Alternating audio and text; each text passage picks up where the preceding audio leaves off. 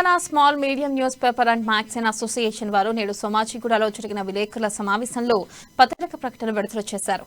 అర్హులైన జర్నలిస్టులకు అన్యాయం చేశారని అధ్యక్షుడు యూసఫ్ బాబు అన్నారు. ఈ నెల 15లోగా జర్నలిస్టుల సమస్యలు పరిష్కరించకపోయినా, సరైన హామీ ఇవ్వకపోయినా మునుగోడు ఎన్నికల్లో టీఆర్ఎస్ పార్టీకి వ్యతిరేకంగా ప్రచారం చేస్తారని యూసఫ్ బాబు అన్నారు. జర్నలిస్టులకు ఇళ్ల స్థలాల గురించి అనేక సందర్భాల్లో ముఖ్యమంత్రి కేసీఆర్ గారు, కేటీఆర్ పలుమార్లు హామీ ఇచ్చారు. కోర్టు తీర్పు వచ్చినా వాటిలో కదలిక లేదని మండిపడ్డారు.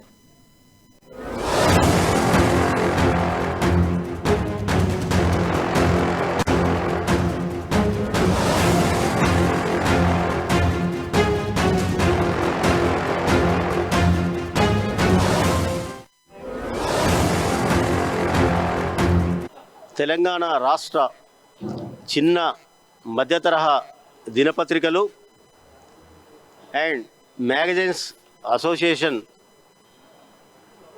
తరఫున మా సమస్యల పరిష్కారం కోసం, అలాగే మేము పత్రికల సంపాదకులైనా, ఎడిటర్లమైనా, వర్కింగ్ జర్నలిస్టులకు ఉండే సమస్యలన్నీ కూడా మాకున్నాయి.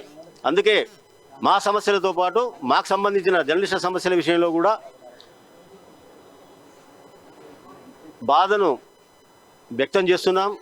మా సమస్యను పట్టించుకోవడంలోనే ఆక్రోశం, ఆవేదన మాకు కలుగుతుంది. ఎన్ని రకాలుగా వినతి పత్రాలు ఇచ్చినా, కేటీఆర్ లాంటి ముఖ్యమైన మంత్రిని కలిసినా, అధికారులను కలిసినా, అసెంబ్లీలో ప్రశ్నలు వేయించినా, నిరసనలు వ్యక్తం చేసినా, ధర్నాలు చేసినా మా సమస్యలు పట్టించుకోవడం లేదు. ఇంకా మాకు ఒకే ఒక అవకాశం ఏంటంటే, ముఖ్యమంత్రి కేటీఆర్ గారిని అతి కష్టంగా ఏదో సమావేశాల్లో, పార్టీ సమావేశాల్లో ఎక్కడో మీటింగ్లు అయినప్పుడు కలవడం జరుగుతుంది. రిక్వెస్ట్ చేస్తున్నాం. ఆయన చెప్తున్నాడు, చెప్పిన ఆ కమిషనర్గా ఆదేశాలు ఇచ్చిన ఆ కమిషనర్ గారు కింది స్థాయి ఉద్యోగులు చెప్పిన ఆ ఉద్యోగులు పట్టించుకోవడం లేదు. ఇలాంటి పరిస్థితుల్లో మేము గతంలోనే తెలంగాణ రాష్ట్ర అంటే మా వాయిస్ వినిపించడానికి, మా బాధను, మా ఆవేదనను వ్యక్తం చేయడం కోసం ఈ ఉప ఎన్నికల్ని మేము వేదికగా చేసుకోవాల్సి వస్తుంది. గతంలో హుజురాబాద్లో మా బాధను, మా ఆత్మగౌరవం దెబ్బతినదని చెప్పేసి, మేము అమలుకుతున్నామని చెప్పేసి, మేము ఆత్మహత్యలు చేస్తున్న పరిస్థితి ఉంది, మేము చచ్చిపోయే పరిస్థితి ఉందని చెప్పేసి హుజురాబాద్లో ఈటెల రాజేందర్ గారికి మద్దతు చేయడం జరిగింది. మళ్ళీ ఇప్పుడు ఆ తర్వాత కొద్ది రోజులకు మాకు ఒక సంవత్సరానికి, అంటే ఈ డిసెంబర్ వరకు నెల ప్రకటనలు ఇస్తామని చెప్పేసి వాగ్దానం చేశారు, ఇచ్చారు. కానీ నెల ఇచ్చే ప్రకటనలు ఇచ్చుకుంటూ అన్ని పత్రికలకు, వాళ్ళు అనుకున్న పత్రికలకు ఫుల్ పేజీలు, 3 పేజీలు, 4 పేజీలు వరుసగా ఇచ్చుకుంటూ పోతున్నారు. డిస్ప్లే యాడ్స్ మాకు ఇవ్వడం లేదు.